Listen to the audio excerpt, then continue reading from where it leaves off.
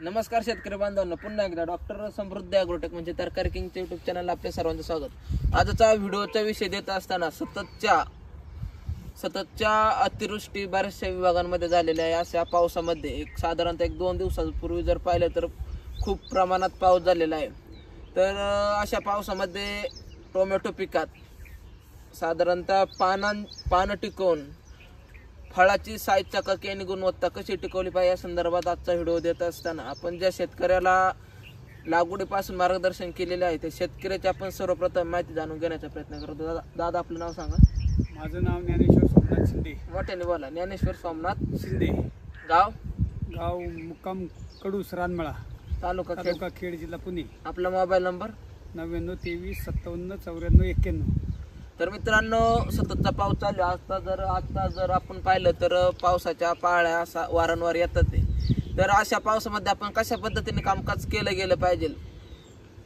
फवारणी करता येत नाही उघडझापीमध्ये 2-3 तास जर आपल्याला वेळ जर भेटला तर आपण साधारणतः 16 लिटर पंपाचं प्रमाण सांगतो। 16 लिटर पंपाला इन्फिनिटो घ्यायचे 50 ml आणि त्यासोबत स्टेप 2 घ्यायचे साधारणतः 2 ग्रॅम आणि त्याच्यासोबत एखादं चांगलं कीटकनाशक घ्यायचे। साधारणतः आपण वायगोचा वापर करू शकतो साधारणतः 10 ते 12 ml पर्यंत। एक फवारणी झाली त्याच्यानंतर ड्रिपमधून अन्नद्रव्य व्यवस्थापन कोणतं केलं गेलं पाहिजे जेणेकरून आपल्याला बऱ्याचशा प्लॉटमध्ये आता जर तसं पाहिलं तर वॉटर लॉकिंगची समस्या जाणवते। त्यासाठी आपण एंट्राकॉल फॉलिकरचा आपण जमिनीच्या माध्यमातून वापर करू शकतो।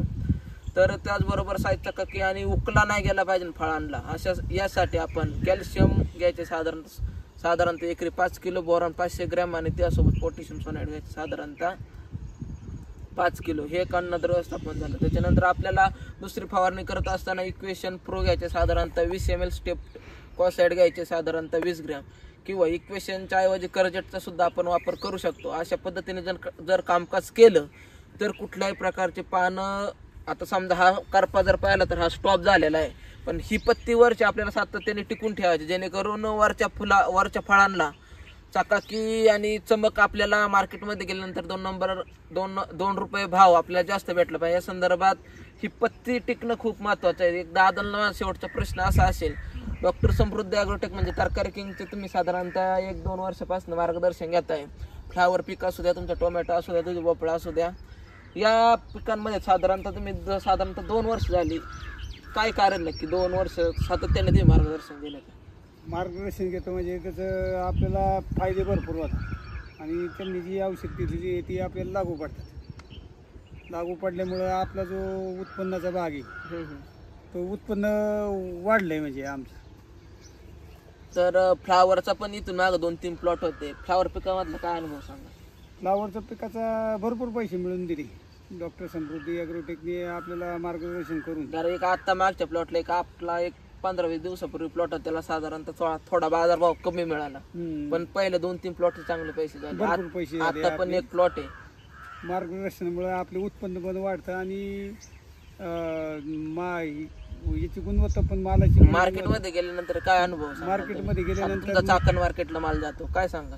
मार्केटला माल गेल्यानंतर तो पटकन आपला खपून जातो।